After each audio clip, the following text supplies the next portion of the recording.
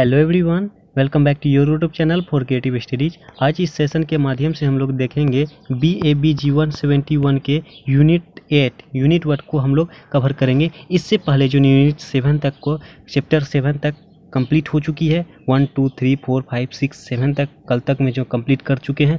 जो भी अभी तक 1 से 7 तक चैप्टर जो कंप्लीट नहीं किए हैं उसको जरूर देख लीजिए। उसका लिंक जो है ना एक डिस्क्रिप्शन बॉक्स में मिल जाएगा। एक प्लेलिस्ट बना दिया गया है BAB G171 important question with answer के नाम से। आप सभी वहाँ से सारे क्लास कर सकते हैं और उसका लिंक जो मैं कमेंट बॉक्स में पिन कर दूंगा। सबसे ऊपर में आपको उसका लिंक मिल जाएगा कमेंट बॉक्स में, तो वहाँ से भी आप आसानी तरीके से सारा का सारा क्लास कर सकते हैं। जैसे कि आज के सेशन में जो है ना यूनिट 8 इकाई 8, इसमें देखिए इसको हम लोग कवर करेंगे। इसमें कहा जा रहा है औपनिवेशिक अर्थव्यवस्था की समीक्षा। औपनिवेशिक अर्थव्यवस्था की समीक्षा ये अम्बेडकर जी के द्वारा इसमें भी रहेगा, क्योंकि ये सब्जेक्ट का नाम ही है भीमराव अंबेडकर चिंतन। तो उससे रिलेटेड क्या विचार थे, क्या संघर्ष थे, क्या भूमिका थी, इसके बारे में ये इस सेशन के माध्यम से आज भी कवर करेंगे। ठीक है, जैसे कि इसमें देखिए इसमें क्या क्या टॉपिक्स हैं। इसमें कहा जा रहा है पूर्व औपनिवेशिक भारतीय अर्थव्यवस्था पर अंबेडकर के विचार हो गए। वो मतलब इसमें देखा जाए तो 4 पॉइंट हैं। इसमें हम लोग कवर करेंगे, करने की कोशिश करेंगे। इंपॉर्टेंट जो भी होगा इसमें 8.3 इंपॉर्टेंट है, उसके बाद 8.2 में जो ना एक पॉइंट और इम्पोर्टेंट है उसको कवर करेंगे। उसके बाद जो है ना आगे देखिए इसमें भी हम लोग कवर करेंगे। ठीक है, और इस किसानों की समस्या के बारे में कवर करेंगे। और हो सकता है तो इसको भी देखिए, इसको भी हम लोग एक झलक देख लेंगे। ये भी इम्पोर्टेंट ही रहेगा, इसको भी एक झलक देख लेंगे। सारा का सारा इससे जो ना कवर हो जाएगी। ओके, चलिए स्टार्ट करते हैं। जैसे कि 8.3 को सबसे पहले देखते हैं। और जो भी अभी तक जो ना चैनल में न्यू है प्लीज़ चैनल को सब्सक्राइब कर लीजिए, ताकि जो भी क्लासेस आपको मिलेगी तो आप सब्सक्राइब के माध्यम से जो ना और बेल आइकन को हिट कर दीजिएगा और नोटिफिकेशन के माध्यम से आपको पता चल जाएगा। ओके, रेगुलर क्लासेस हो रही है और भी सब्जेक्ट की हो रही है, तो हमारे साथ जुड़ के कर सकते हैं। जैसे कि देखिए आपका फर्स्ट पॉइंट क्या कह रहा है, पूर्व औपनिवेशिक भारतीय अर्थव्यवस्था पर अंबेडकर के विचार। देखिए पूर्व औपनिवेशिक मतलब ये जो भारत जब गुलाम थे उससे पहले की स्थिति में जो है ना उसकी इकोनॉमी कैसी थी, इसके बारे में अंबेडकर के विचार क्या थे, इसके बारे में हम लोग इस सेशन के माध्यम से इस टॉपिक्स के बारे में जानेंगे। ये बहुत ही अच्छा है, आपको आगे भी फ्यूचर में भी काम देगी, बहुत सारी चीज़ों में काम देगी इसका। ओके, देखिए स्टार्ट करते हैं। यहाँ से आप सभी देखिए, यहाँ से आप देख सकते हैं यहाँ क्या कह रहा है। अम्बेडकर ने पूर्व औपनिवेशिक भारत में लोगों की आर्थिक स्थिति का आलोचनात्मक मूल्यांकन किया और वर्णन किया। ये जो अम्बेडकर जो है भारत की जो है ना जो गुलाम थे, इंग्लैंड जब आए थे इसमें गुलाम बनाए थे, उससे पहले भारत की जो है ना आर्थिक स्थिति के बारे में, उसकी आर्थिक स्थिति कैसी थी, दयनीय स्थिति कैसी हो गई, क्या हुई, इसके बारे में उन्होंने ये मूल्यांकन किया। उसके बारे में सूचियाँ जानकारियाँ इकट्ठा की, वर्णन किया, इसके बारे में बताया। ओके, उन्होंने भारत के ब्रिटिश इतिहासकारों द्वारा उठाए गए पराक्रम कदम को दबाने के लिए पूर्व औपनिवेशिक भारत में विभिन्न शासकों के अंतर्गत आर्थिक विकास का अध्ययन किया। ये जो है ना ब्रिटिश इतिहासकार, ब्रिटिश हिस्ट्रियन जो है आते थे हमारे देश में, जो है उसके द्वारा जो भी एक उठाए गए भ्रमण जो कदम जो था हमारे लिए, जो हमारे देश के लिए जो कदम था दबाने के लिए, जिससे कि अपना प्यारा देश भारत जो दब जाए और इंग्लैंड आगे बढ़े, इससे रिलेटेड जो है अम्बेडकर जी ने काफ़ी आर्थिक विकास का अध्ययन किया, इससे जो विभिन्न शासकों के अंतर्गत।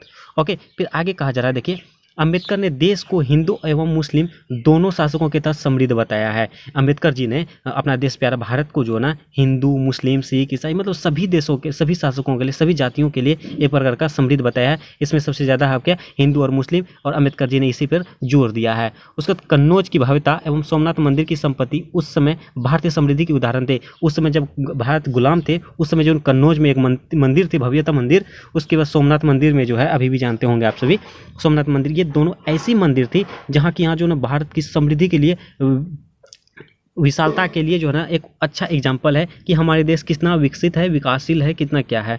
अम्बेडकर के विचार में ब्रिटिश इतिहासकारों ने मुस्लिम शासकों को बर्बर और निराधार के वर्णन के रूप में करने में गलत कहा था। इतिहासकार जो है अपना ब्रिटिश इतिहासकार जो भी हमारे लिए मुस्लिम शासकों के लिए बर्बर कहा है कि ये है वो है, मतलब निराधार कहा है, तो अम्बेडकर ने इसको जो गलत कहा है कि नहीं, मेरे देश में ऐसा कुछ भी नहीं है, मुस्लिम शासक भी ऐसा बर्बर नहीं है। ठीक है, इसके बारे में कहा है। उसका जब कहता है जब उनसे ज़्यादातर साधारण चरित्र के पुरुष थे, जब वह उनसे ज़्यादातर जो असाधारण चरित्र के पुरुष थे। उदाहरण के लिए गजनवी के मोहम्मद ने बड़ी संख्या में साहित्यिक प्रतिभाओं का समर्थन किया। देखिए मोहम्मद गजनवी जो है एक मुस्लिम शासक होते हुए भी प्रतिभाओं मतलब कि मूर्तियों का समर्थन किया करते थे। जैसे फिरदौसी और अलबरूनी उनकी एक शानदार उत्तराधिकारी एक महिला थी। जो रजिया सुल्तान थी, ये जो फिरदौसी और अलबरूनी की एक शानदार सी एक बहुत ही बेहतरीन, जो आप सभी का नाम पता ही होगा, रजिया सुल्तान किस तरह की महिलाएं शासक थी। और फिरोज शाह तुगलक के प्रसिद्ध प्रशासक और निर्माता थे। फिरोज शाह तुगलक जो है एक प्रसिद्ध ही बहुत ही बेहतरीन शासक थे, प्रशासक थे और निर्माता भी थे। वो बहुत सारी चीज़ों का निर्माण भी किए थे, जिनमें से जो है सार्वजनिक कार्य शामिल है, जैसे कि आप देख सकते हैं सिंचाई के लिए नदियाँ पर 50 बांध लगाया गया था। ये फिरोज शाह तुगलक के द्वारा किया गया था। 40 मस्जिद बनाया गया था, 30 महाविद्यालय बनाया गया था, 100 करवा श्रृंखला बनाया गया था। उसके बाद 30 जलाशय, 100 अस्पताल, 100 सार्वजनिक स्नानागार, 150 पुल, आनंद और आभूषण के लिए कई अन्य इमारतें। और इन सब के अलावा सबसे ऊपर जमुना से एक नहर जो कार्नेल की पहाड़ियों को छोड़ते हुए हौसी और हिसार तक पहुंचता है और जिसका ब्रिटिश सरकार द्वारा आंशिक रूप से बहाल किया गया। ये सभी जो है ना फिरोज शाह तुगलक के द्वारा शासनकाल में किया गया था, इसलिए उसे कहा जाता है प्रसिद्ध प्रशासक। ठीक है, उसके बाद आगे कहा जाता है रैयत अपनी सरकार से खुश थे। ये सभी जो है ना अपनी जो है ये जनता थी, ये सभी जो है ना फिरोज शाह तुगलक से काफ़ी खुश थे, क्योंकि उन्हें सभी सुविधाएं मिल रही थी, सारी की सारी चीज़ें जो है मिलनी जैसे शासक के द्वारा करनी चाहिए वैसे शासक मिला था। और उनके घर अच्छाई और फर्नीचर से भरे हुए थे, सभी के घर जो है ना एक खुशी के माहौल और फर्नीचर से भरे हुए थे। और उनकी महिलाओं ने आमतौर पर सोने और चांदी का इस्तेमाल किया है। वहाँ की जो है ना महिलाएं जो थे शासक के, वहाँ जनता की महिला हो गई, सभी के लिए सोना चांदी का भी इस्तेमाल किया गया था। उसके बाद नेक्स्ट कहा जा रहा है अम्बेडकर एक इटालियन यात्री मिलोडी कोंटी, जिसने भारत का भ्रमण किया था। देखिए इटालियन जो है ना एक यात्री आए थे इटली से, वो एक यात्री का नाम था मिलोडी कोंटी, वो भारत आया था भ्रमण के लिए। उन्होंने अपने लेख में कहा है कि कोंटी ने गुजरात को कुछ देखा वो बेहद जीवंत है, यानी उन्होंने गुजरात में जो है ना वो भ्रमण किया था, उसको बेहद जीवंत कहा है। और उन्होंने ये पाया कि गंगा के तट पर वाले उद्यान और बागों के बीच में कस्बे बहुत खूबसूरत है, यानी कि कस्बा जो है ना गुजरात में जो गंगा तट में जो उद्यान थे उसके बारे में उसके बारे में वो बहुत ही खूबसूरत कहा है। उसने मार्जिया नामक एक स्थान का वर्णन किया, वो जो है ना एक जगह का नाम है मार्जिया, उसके नामक का स्थान किया था, जो एक शक्तिशाली शहर था। ठीक है, उसके बाद आगे कहा जा रहा है यात्री बारबोरा और बार्टोमा, इस तरह के जो ना अम्बेडकर के द्वारा बहुत सारे यात्री हो गए जो विदेशियों से यात्री करते, उसके बारे में कहा है कि क्या क्या कहा है अपना देश प्यारे भारत के लिए। उसके बाद बाबर के शासन में क्या कहता है, देखिए बाबर आपके लिए, देखिए बाबर में क्या कहा जा रहा है। बाबर जिन्होंने भारत में मुगल वंश की स्थापना की, आप सभी को पता होगा मुगल वंश के संस्थापक कौन थे, बाबर थे, जिन्होंने कहा है कि ये देश समृद्ध है और एक यहाँ बड़ी आबादी है। प्यारा देश भारत में जो समृद्ध है और यहाँ बहुत सारी आबादी है तथा कारीगर हर जगह पाए जाते हैं, यहाँ पे कारीगरों की संख्या बहुत ही ज़्यादा है। बाबर एक उदार शासक थे, बाबर एक उदार शासक थे और उनका सार्वजनिक कार्य उनकी राजनीति को साबित करता था। शाहजहां जिन्होंने अपनी प्रजा पर राजा के रूप में इतना नहीं राज्य किया था, बल्कि अपने परिवार के एक पिता के रूप में राज्य किया था। जिस तरह से एक राजा होना चाहिए, उन्होंने राजा के रूप में, राजा के अस्तित्व पे, राजा की स्थिति पे आकर भी उन्होंने अपने परिवार के तौर पर वो अपने शासन की कार्यभाग संभाली। उसके बाद उन्हें शासन समृद्धि के लिए चिन्हित किया गया। ठीक है, ये सभी तो जानते हैं। और आगे कहा जा रहा है एक यात्री थे मराठा में जो है ना शासन किया था, उसके में इसमें भी कहा जा रहा है वही। उसके बाद इस तरह से जो ना अपने अलग अलग इतिहासकार जैसे अपने देश प्यारा भारत में जो ना शासन करने आए थे, भ्रमण करने आए थे, उसके बारे में क्या क्या कहा है अपना प्यारा भारत के लिए। अब देखिए ये सभी इसमें मेंशन किया, जैसे मेकाले के अनुसार। उसके बाद आपका हो जाएगा टीपू सुल्तान के शासनकाल में इस समय क्या क्या हुआ था, इसके बारे में कहा जा रहा है अलग अलग विद्वानों के द्वारा, इतिहासकारों के द्वारा। अब देखिए नेक्स्ट पॉइंट आपका जाएगा यहाँ से, कहिए देखिए अब हम लोग इंग्लैंड की स्थिति पर गौर करेंगे। इंग्लैंड की स्थिति कैसी थी उसके बारे में विचार करेंगे, जैसा कि टॉपिक नंबर 8.4 है भारत के उपनिवेश के पहले और बाद में इंग्लैंड की अर्थव्यवस्था पर अम्बेडकर के विचार। भारत में जब उपनिवेश के थे उसके पहले और बाद में जो ना, जैसे कि अपना प्यारा भारत देश जो थे उस समय जो है ना, आप लोग मेरी बातों को अगर सुन लेंगे तो ये टॉपिक को आसानी तरीके से समझ सकते हैं, ऐसे ही बिना पढ़े हुए पूरा इजी तरीके देहाती लैंग्वेज में सुनोगे। ठीक है, सुनो।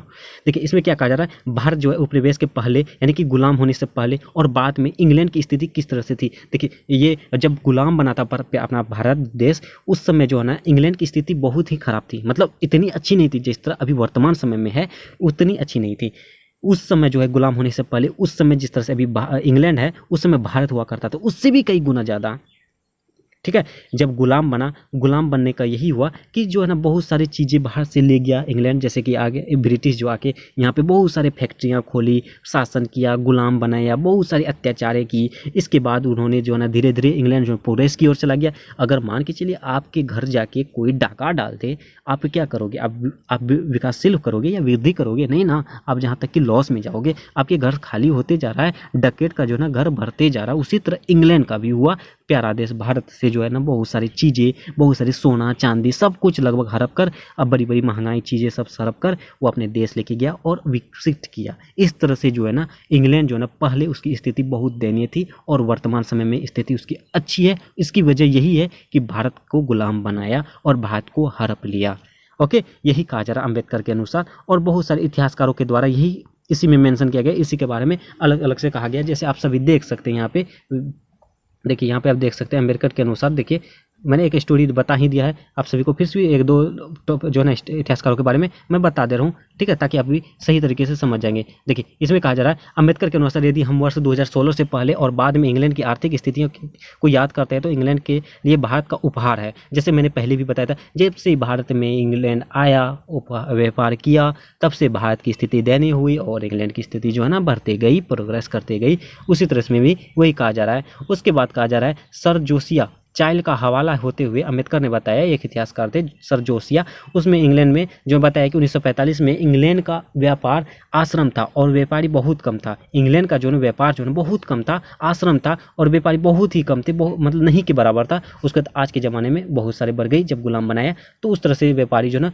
बढ़ गए। ओके, उसके बाद उस समय जैसे कि देखिए यहाँ पे कहा जा रहा है 60 साल पहले जब अपनी बेटी को 5 पाउंड हिस्सा देता था तो अभी जो है ना वो अपने जो ना उस समय समाज अधिक सम्मान मिलता था। यदि किसी बाप जो है ना अपनी बेटी को 5 डॉलर नहीं पाउंड जो है 500 पाउंड भी अगर आपको गिफ्ट में दे दे, यानी कि खर्चा करने के लिए दे दे, तो उसमें बहुत बड़ी बात हुआ करता था। और इस समय जो है अपनी बेटी को 2000 पाउंड भी दे दे तो भी उसको जो है ना लगभग कोई फर्क नहीं पड़ने वाला है। ओके, उसके बाद जितना पहले एक कोच का काम करता था अभी उतना कोच है, मतलब पहले एक कोच हुआ करता था, अभी जो है बहुत सारे कोच हैं, बहुत कुछ सिखाने वाले हैं। पहले एक कोच हुआ करते थे, एक कोच सिखाने वाले थे और अभी बहुत सारे हैं, यही कहा जा रहा है। और उसके बाद देखिए यहाँ से देखिए आप क्या कह रहा है, अम्बेडकर ईस्ट इंडिया कंपनी के मुख्य राजनीति और आर्थिक इरादे की एक जीवंत लेखा प्रस्तुत करते हैं। कंपनी का शासन कुछ भी नहीं बल्कि बुद्धिमान था, एक मेहनती था, उसने सुरक्षा दी लेकिन संपत्ति को नष्ट कर दिया।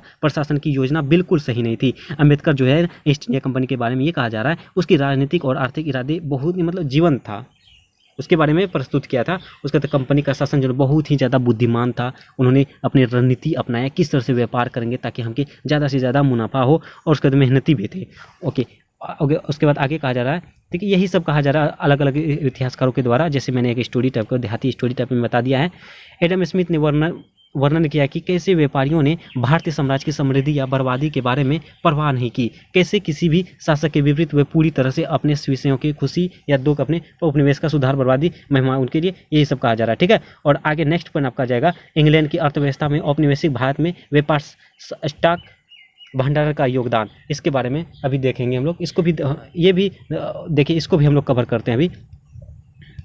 देखिए ये ज़्यादा इंपॉर्टेंट नहीं है, ये उतना भी नहीं है, इसको आप लोग एक बार देख लीजिएगा। आपको जो है ना ये पीडीएफ मैंने ऑलरेडी जो है ना आपका BPAG 171 का पूरा बुक का पीडीएफ जिसे मैं पढ़ा रहा हूँ टेलीग्राम चैनल में पोस्ट कर दिए हैं। आप सभी उसको एक बार जरूर वहाँ से देख सकते हैं, ठीक है ना। मैंने पोस्ट कर दिया है इसका कल ही नाइट में। ओके, इसको देख लीजिएगा। अब नेक्स्ट पॉइंट आ जाएगा आपका जो है ना, नेक्स्ट पॉइंट आपका रहेगा इंपॉर्टेंट में, आप इसको देखिएगा। इसमें जो है ब्रिटिश भारतीय अर्थव्यवस्था और ब्रिटेन की रक्षात्मक व्यावसायिक नीति पर अम्बेडकर का दृष्टिकोण। इसमें जो है इसमें आपका ये इंपॉर्टेंट रहेगा, आपको जैसे कि अब दिखा दूँ मैं, ये इंपॉर्टेंट टॉपिक रहेगा औपनिवेशिक सीमा शुल्क। ये औपनिवेशिक सीमा शुल्क ये बहुत ही ज़्यादा महत्वपूर्ण रहेगा, कर नीति और भारतीय व्यापार पर इसका प्रभाव, इसके बारे में भी हम लोग देखेंगे, ये इंपॉर्टेंट रहेगा। ओके, देखते हैं हम लोग, यहाँ से देखिए आप लोग सभी, यहाँ से क्या कहा जा रहा है। अम्बेडकर ने श्री हॉल्ट मैकेंजी यानी मैकेंजी की जो है हॉल्टर मैकेंजी जो है एक विचारक थे, थिंकर थे, जिसने ये लिखा कि कुछ भारतीय वस्तुओं को प्रेसिडेंसी तक पहुंचने से पहले 10 सीमा शुल्कों को कई अधीनस्थ चौकियों से गुजरना पड़ता है। इसमें यह कहा जा रहा है जैसे किसी भारत में वस्तु को, जैसे कि आप कोई मान के चलिए आप कोई स्टेट से दूसरा स्टेट में लेके जाएंगे कोई सामान वगैरह बेचने के लिए, तो वो जो लास्ट छोर होती है, सीमा जो होती है, वहाँ पर आपको शुल्क देना पड़ता है, कर देना पड़ता है, टैक्स देना पड़ता है। ठीक उसी प्रकार यहाँ जो भारतीय वस्तु जो होती है प्रेसिडेंसी तक पहुँचने के लिए उसको 10 सीमों का 10 शुल्क लगते थे, 10 प्रकार के कर लगते थे, उसके बाद वहाँ पहुँच पाते थे। और उसके बाद कुछ भारतीय मालबार हिरासत से बच सकते थे और कुछ भारतीय जो मालबार के हिरासत से ही बच सकते थे। और यहाँ तक कि अगर कोई अपकर्षण और देरी नहीं हुई तो व्यवस्था गंभीर रूप से देश में वाणिज्यिक हित को बाधित करेगा। माल का कोई आदान प्रदान सीमा शुल्क की एक लाइन से अलग अलग 2 जिलों के बीच नहीं हो सकती है।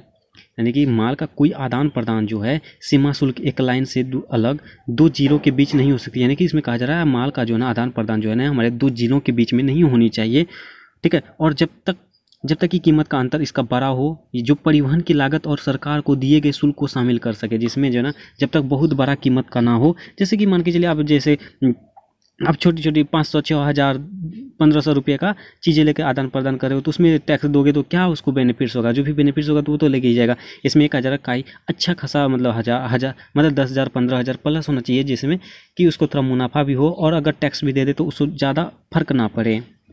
ओके, इसलिए उपभोक्ताओं को कर बोझ का सामना करना पड़ा और माल के लिए अधिक भुगतान करना पड़ा। इसलिए जो है उपभोक्ता जो है व्यापारी जो थे उसके लिए बोझ एक प्रकार का बोझ बन गया। सही बात है, बोझ बनेगा ही, क्योंकि एक प्रकार का ये जो है ना अलग से जो है जो हमारे वाजिब में नहीं होना चाहिए, हमको ये टैक्स नहीं भी देंगे तो इसमें मतलब मेरे लिए घाटा है, ये एक प्रकार का बोझ बन गया। ओके, उसका इसी तरह कहा जा रहा है एक अमीर व्यापारी उनके द्वारा मांग की राशि का भुगतान कर सकता था, लेकिन एक मध्यम मांग की एक व्यापारी के काम को लाभ मिटा देती थी। यानी कि एक अमीरी जो है व्यापारी के लिए, जो बड़े बड़े बिजनेसमैन हैं लाखों करोड़ों के, उसके लिए छोटा मोटा टैक्स के लिए तो कोई दिक्कत ही नहीं है, चलो भाई ले लो, मेरा काम होने दो, समय पे होने दो, तो उसको दिक्कत नहीं होगा। उसके बाद नेक्स्ट है ये जो छोटा छोटा जाति के लोग हैं, मध्यम वर्ग के लोग हैं, जो छोटा छोटा व्यापारी हैं, उसके लिए तो फर्क पड़ेगा। मान के चलिए किसी व्यापारी करेंगे, आपको 1,000 रुपया मुनाफा होगा, 1,000 में आपको 500 रुपया आपको टैक्स देना पड़े तो कितना आकर होगा, ठीक है। इस तरह से ये दिक्कत हुई। उसके बाद आगे कहता है ब्रिटिश अधिकारियों और व्यापारिक संस्था मुख्य उद्देश्य यूनाइटेड किंगडम में निर्मित माल के लिए बाजार खोज रहा था। ये ब्रिटिश अधिकारी जो है, ब्रिटिश ऑफिसर्स जो हैं व्यापार की संस्था के लिए, वो जो अनेक अनेक प्रकार के यानी कि उद्देश्य किंगडम में, यूनाइटेड किंगडम में, हाँ भैया यूके में वो जो बाजार खोलने के लिए वो जगह की खोज रहे थे। उसके बाद इसलिए उन्होंने भारत के निर्यात व्यापार से आयात करने के लिए अधिक महत्व दिया। उन्होंने इसलिए भारत के रूप में जो ना वो व्यापार से आयात और निर्यात करने के लिए ज़्यादा महत्व दिया यहाँ पे, क्योंकि मुनाफा उसको बहुत ही ज़्यादा मिल रही थी, ठीक है। और 1810 में अधिनियम के अनुसार यूके के निर्यात किए जाने वाले सामान को सीमा शुल्क और वस्तुओं के से निर्यात किया गया था। ये जो 1810 ईस्वी में विनिमय अधिनियम के अंतर्गत जो यूके यूनाइटेड किंगडम के निर्यात जो होते थे उस पर कोई सीमा पर पे कोई टैक्स नहीं लगता था, कोई भी कर नहीं लगता था। इससे जो है उसको ज़्यादा से ज़्यादा और मुनाफा हुआ, जिस पर इंग्लैंड के लाभ हुआ, जैसे कि इंडिगो हो गया, कपास हो गया, ऊन और भांग को सीमा शुल्क से छूट दे दी। ये सभी जो है ना आपका आज़ादी से पहले हो रहा था, क्योंकि वो इंग्लैंड का ही सारा कारोबार था, सब कुछ इसमें सब कुछ मतलब आदेश चल रहा था। उसके बाद इस प्रकार यहाँ देखिए आप देख पा रहे हैं, जैसे इस पर सब प्रकार के जो ना सब चीज़ों में टैक्स लगाया जाता है, किस प्रकार टैक्स दिया जाएगा, किस प्रकार शुल्क लगना चाहिए, किस पे क्या करना, ये सभी बातें हैं, ये सभी जो सबके बारे में बता दिया गया है। देखिए उसके बाद आगे यहाँ कहा, देखिए सभी कपड़े पर कितना होना चाहिए, उसके बाद चमड़े वगैरह सब कुछ का यहाँ पे दिया हुआ है, किस किस तरह से टैक्स देनी पड़ेगी, किस तरह से क्या करना होगा। ओके, फिर आगे चलिए, यहाँ से देखिए आप सभी, ये जो है ना वही है कितने कौन कौन से प्रतिशत किस में से क्या करना चाहिए। उसके बाद अंतर्देशीय करों के अधीन 235 वस्तुओं से कर्म नहीं था। खोज की शक्ति के नाम प्रत्येक सीमा शुल्क कार्यालय में भारतीय वस्तुओं पर शुल्क लगाया गया था। अधिकारियों ने व्यापारियों को रिश्वत देने के लिए सीमा शुल्क प्रक्रिया में देरी से आंतरिक व्यापार को रोकने के लिए अधिक अपनी शक्ति का प्रयोग किया। ये सभी जो है भारतीय वस्तुओं के शुल्क लगाने के लिए अधिकारियों ने ऑफिसर ने व्यापारी जो है ना व्यापारियों के लिए, बिजनेसमैन के लिए रिश्वत देने के लिए सीमा शुल्क प्रक्रिया देरी से किया है। उसके आगे कहा जाए एकीकृत मुद्रा प्रणाली का अभाव भारतीय उद्योगों के विकास में एक बाधा था। ये जो मुद्रा प्रणाली का जो अभाव में भारतीय उद्योग के लिए, भारतीय बिजनेसमैन के लिए, उसके विकास के लिए एक प्रकार का बाधा ही था। ओके, फिर एक जो ना इसके एग्जाम्पल के माध्यम से ही बताया गया है। उसके फिर कहता है विल्सन के हवाला जो है एक इतिहासकार थे विल्सन के द्वारा अम्बेडकर का कहते हैं, जिन्होंने ये स्वीकार किया कि इंग्लैंड जो है व्यापारिक व्यवहार भारत के प्रति अन्यायपूर्ण था।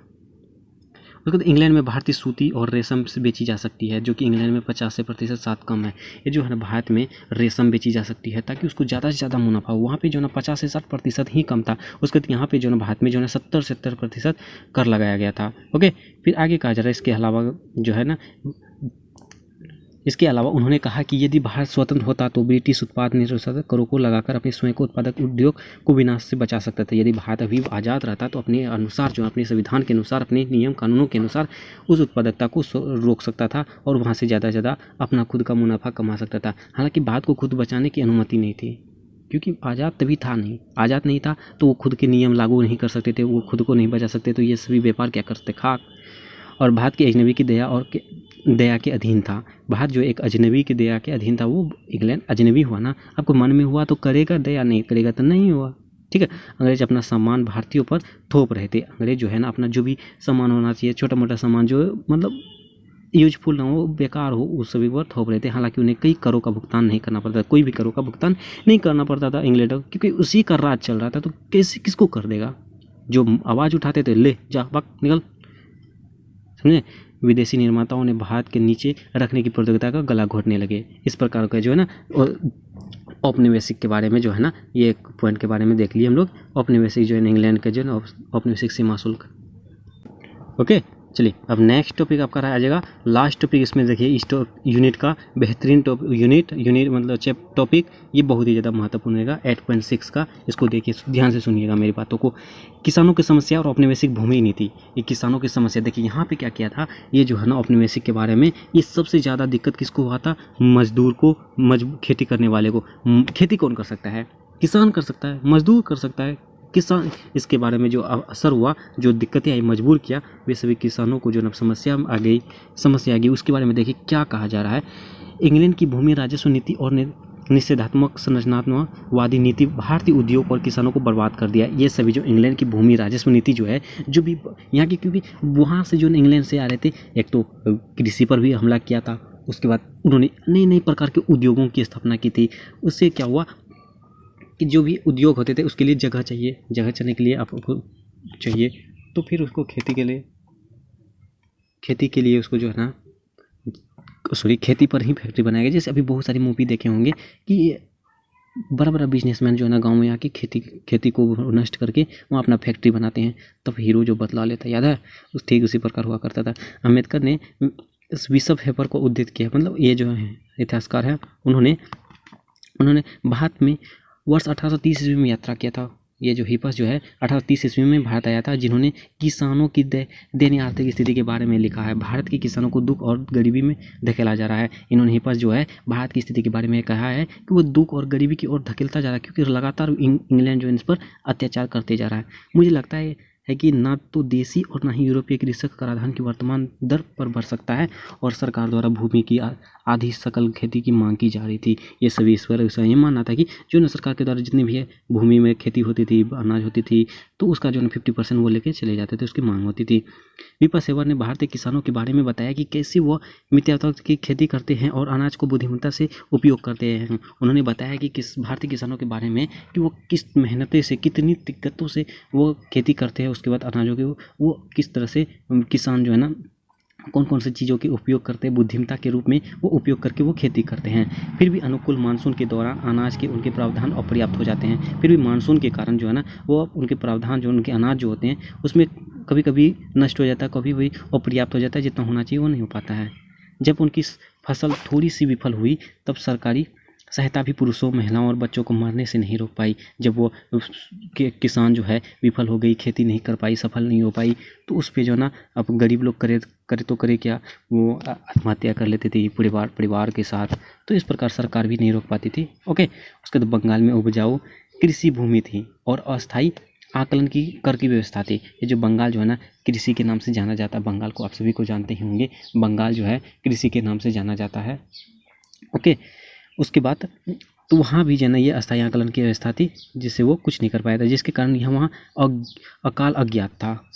उत्तरी भारत में किसानों ने इससे भी बदतर, गरीब और आर्थिक देसी मुख्यालयों के मुकाबले कंपनी के प्रांतों के अधीन उत्साहित थे। मद्रास प्रेसिडेंसी, ये सभी जो ना किसानों पर दिक्कतों का सामना करना पड़ा। वास्तव में कोई भी राजा अपने देश से लागत की मांग नहीं करता था। कोई भी राजा जो अपने देश में जो जितनी भी लागत होती है उसकी मांग नहीं करता था, लेकिन हम अपनी व्यवस्था इत्यादि के लिए लगान की मांग करते हैं। मैं बहुत कम लोगों से मिला जो एक विश्वास करते थे कि अत्यधिक करना ही नहीं है, और ये देश धीरे धीरे गरीबी में धंसता जा रहा था। ये जो है विपक्ष जो थे बहुत सारे बहुत सारे विद्वानों से मिला था, मतलब बहुत कम ही लोगों से मिला था, लेकिन जिससे मिला था वो सभी यही विश्वास करते थे कि अत्यधिक कर नहीं है। उसको तो धीरे धीरे जो भारत जो है ना गरीबी की ओर धंसता जा रहा था। ओके, फिर विपक्ष कहते हैं, विपक्ष जो है जो है बताते हैं कि औपनिवेशिक कलेक्टरों ने मद्रास और कलकत्ता के सचिवों को लोगों की विषादग्रस्त स्थिति के बारे में नहीं बताया। ये जो है मद्रास और कोलकाता के सचिवों के लोगों की जो है ना उसकी स्थिति के बारे में कुछ नहीं बताया ताकि वो बदनाम ना हो।